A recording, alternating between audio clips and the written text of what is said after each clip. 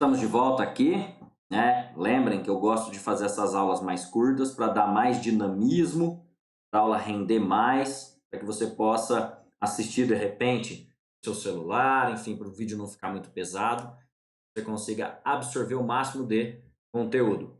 Antes de eu continuar aqui na nossa estrutura, só para te informar que você pode ver que esse material que eu estou usando tem 22 páginas. Esse é só o material de defesa. Eu não uso todo ele, tendo em vista aquilo que eu já te expliquei, que é o material. Esse curso ele é mais enxuto, fala especificamente da estrutura e a gente responde uma peça. Caso você queira adquirir o material completo ou se souber quem queira, vou deixar um link na descrição, você entra em contato comigo. Siga aqui o canal Bizus de Direito do Trabalho. Na sequência, fizemos então endereçamento, colocamos o processo, qualificamos o reclamado, damos o nome da peça e o fundamento. Falamos do advogado. Qualificamos o autor da ação. Vamos agora ao conteúdo. Primeira coisa, que a depender do problema, prestem atenção, a depender do problema, você vai ter que fazer uma preliminar ou uma prejudicial de mérito, ou as duas. É por isso que eu coloquei aqui, ó, o 7 aí. Preliminares, se houver, se o problema te deixar esta informação. Quais são as mais comuns em exame de ordem? 1. Preliminar de inépcia da inicial. Você vai pegar o fundamento no Código de Processo Civil. Esse material tem toda a explicação, vem antes desse conteúdo aí, dessa parte. E também é muito comum a preliminar de... Desculpa, voltando. O que é inépcia da inicial? É quando o autor, por exemplo, não indica a causa de pedir ou o pedido não significa a correlação lógica daquilo que ele expôs. Então é muito comum, por exemplo, o sujeito pleitear a equiparação salarial, mas não indicar o paradigma, então você não sabe quem que é. Ou então ele pede horas extras, mas não fala da causa de pedir. Então, lá no pedido ele diz horas extras acima da oitava, mas você vai buscar a causa de pedir, em momento nenhum ele falou que o empregado trabalhava acima de tal jornada. Essa preliminar é a preliminar de inépcia da inicial, é comum cair. E uma também muito comum é a preliminar de ilegitimidade da parte. Essa, inclusive, caiu no último exame da ordem, no exame 37, na segunda fase do exame 37, tá? Que foi uma contestação, inclusive, né? Então, a pessoa tinha entrado com ação contra a empresa e 2 sócios, sendo que um desses sócios já não pertencia mais à sociedade, já tinha se retirado da sociedade. Então, você teria que alegar a ilegitimidade de parte e fundamentar isso na CLT, também no CPC, mas na CLT, já no artigo pós-reforma, que fala disso, do sócio retirante.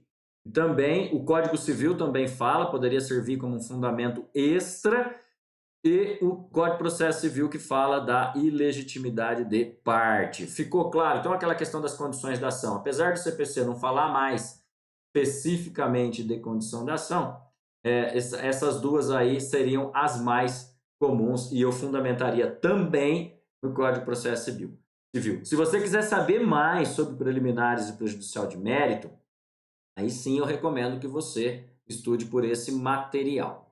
Beleza? Depois, então, preliminar, gera extinção do feito sem julgamento de mérito. Legal. Prejudicial de mérito, item 8 aí. De novo, só se o problema trouxer. Só se o problema trouxer essa informação.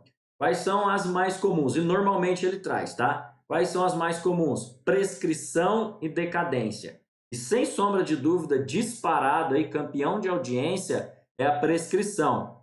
Vai falar que, por exemplo, o autor ingressou com a ação e reclamou todo o período trabalhado. Aí você vai ver, ele foi admitido em 2018, 2015 e reclamou até 2023. Então você tem que observar que se ele pleiteou um período maior do que 5 anos, você tem que pedir a prescrição do período anterior aos 5 anos, contado sempre da data da propositura da ação. Professor, estou com dúvidas sobre esse tema. Esse material traz tudo explicadinho sobre prescrição. Então, para a prova da OAB, a mais comum, como prejudicial de mérito, é a prescrição anterior aos 5 anos do contrato de trabalho, contados, repito, da data do ajuizamento da ação. ok? E essa gera a extinção do processo com julgamento de mérito, por isso que ela é uma prejudicial de mérito, beleza? Excelente.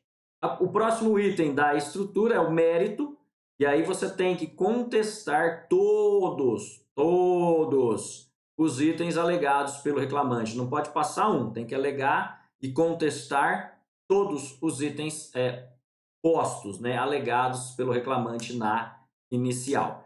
E aí aquela dica que eu venho te dando sempre, bisuzinho do professor Marmo, fazer em 3 parágrafos, sempre com fato, fundamento e pedido. Premissa maior, premissa menor e conclusão. Então você vai dizer, o reclamante pleiteia horas extras, ponto. Outro parágrafo, isso aí é a premissa maior. Premissa menor, no entanto, o empregado sempre exerceu a função de gerente. E como é sabido, os gerentes não estão incluídos no capítulo que se refere às horas extras, conforme artigo 62 da CLT. Ponto. Veja, já fez o segundo parágrafo. Terceiro parágrafo. Desta forma, se contesta o pedido feito pelo reclamante e requer que seja julgado totalmente improcedente. Ponto. Veja, você rebateu o pedido. Você deve fazer dessa forma para todos os pedidos, tá certo? Vamos lá. Vou fazer um outro exemplo aqui com você, para você entender que essa aula não é só o que está aí. É aquilo que a gente tem que raciocinar também. O reclamante, vamos imaginar que na inicial ele pleiteou equiparação salarial, né? O reclamante pleiteia equiparação salarial e indica como paradigma o senhor fulano de tal. Ponto. No entanto, a empresa possui plano de cargos e salários, o que é uma excludente do direito da equiparação salarial, conforme demonstra o documento tal, ponto. Nesse sentido, dispõe o artigo tal da CLT que quando há plano de cargos e salários não tem direito à equiparação salarial. Conclusão, contesta-se o pedido e requer que ele seja julgado totalmente improcedente. Ponto. Olha para mim aqui um pouquinho, ó. Essas informações que eu dei, eu criei aqui na minha cabeça um exemplo, uma situação fática, mas o problema vai te trazer. Então, por exemplo, professor, falou aí que a empresa tinha plano de cargos e salários. O problema vai falar. O problema vai te dar o fundamento, vai te dar munição para você poder fazer a contestação desse pedido especificamente. Beleza? Gostaram? Muito bem. Então, isso nós vimos então aqui preliminar se tiver, prejudicial de mérito se tiver, e o mérito, sempre lembrando para que você faça, né, 3 parágrafos, o fato, o fundamento e a conclusão, o pedido. Eu volto para mais um item da nossa defesa, da nossa contestação. Não sai daí não.